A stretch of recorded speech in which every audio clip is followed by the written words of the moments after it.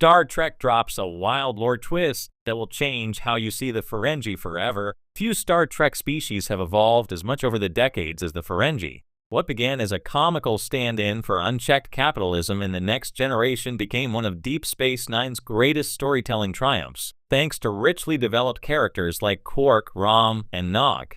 For years, the Ferengi were seen as both absurd and strangely human, profit-obsessed merchants with a moral compass buried under mountains of greed. But Star Trek just pulled off something incredible, a lore twist that changes everything we thought we knew about the Ferengi. Whether you love them for their humor, their business ethics or lack thereof, or their unlikely heroism, this revelation forces fans to reevaluate not only Ferengi culture, but their entire place in Federation history. And once you understand what the new twist implies, you may never look at the rules of acquisition the same way again.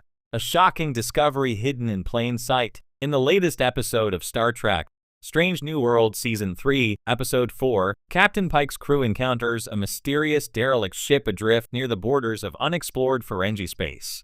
It's a chilling scene. The vessel appears centuries old, its technology oddly primitive, and yet unmistakably Ferengi in design. When Spock begins analyzing its logs, he realizes something impossible.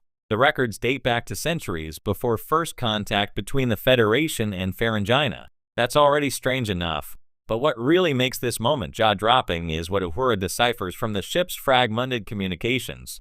The Ferengi were exploring deep space long before anyone knew they existed, and they were doing it with a purpose that defies everything fans thought about them. According to the recovered data, the Ferengi of this era weren't merchants or profit seekers. They were archivists. Their mission was to preserve galactic knowledge, not exploit it. The revelation is shocking because it suggests the Ferengi didn't begin as greedy traders. They became that way. The Ferengi were once Star Trek's forgotten idealists. Up to this point, Ferengi lore portrayed them as an unapologetically capitalist species. From the moment they appeared in TNG's The Last Outpost, Starfleet officers mocked them for their obsession with profit, and DS9 spent years unpacking their cultural contradictions. Beneath the comedic surface was a surprisingly deep story about economic faith, gender inequality, and social reform, culminating in Rom becoming Grand Nagus and beginning a slow cultural revolution. But Strange New Worlds has just added a whole new layer to that history. If the ancient Ferengi were indeed archivists and knowledge keepers, it means their civilization may have once rivaled Vulcan or Andoria in intellectual sophistication. It also means that their obsession with profit wasn't a natural evolution, it was a reaction. Somewhere along the line, something catastrophic happened that shifted an entire species' values from enlightenment to enterprise. Spock himself theorizes that this transformation could have been the result of an economic collapse, a planetary war, or even cultural sabotage by another power. The episode leaves it ambiguous, intentionally so, but the implication is that the Ferengi's greed may not be inherent. It's a cultural scar, and that single idea reframes every Ferengi character in Star Trek history, what it means for Quark, Rom, and Nog. When you think of the Ferengi, chances are you think of Quark. DS9's resident bartender was a masterclass in layered characterization, funny, cynical, but oddly noble beneath it all. For years, fans saw him as the face of Ferengi culture, scheming yet endearing, profit-driven but capable of compassion. This new lore twist suggests that Quark's occasional flashes of idealism, his deep loyalty to his brother, his defense of Bajorans during the Dominion War, his quiet respect for Starfleet values, weren't anomalies. They were echoes, the last remnants of an older Ferengi identity buried under centuries of corruption. Rom's transformation from bumbling engineer to reformist leader takes on new meaning too. His vision of a Ferengi alliance built on fairness and compassion may not be the radical new direction DS9 portrayed. It might be a return to the Ferengi's true origins. In other words, Rom isn't rewriting Ferengi culture. He's restoring it. And Nog, the first Ferengi to join Starfleet, becomes even more symbolic. His struggle to reconcile profit-based Ferengi tradition with Federation ideals of service and honor might represent a subconscious drive to reconnect with what his people once were, explorers and preservers of knowledge. Suddenly, the Ferengi don't just represent greed. They represent redemption, a species rediscovering a forgotten version of itself. The rules of acquisition, rewritten. If the Ferengi once valued knowledge over profit, then the infamous rules of acquisition might not have started as business principles at all. Throughout Strange New Worlds episode, Uhura and Spock notice peculiar linguistic patterns in the ancient ship's log entries. The phrasing resembles early versions of the rules, but instead of financial advice, they read more like philosophical aphorisms.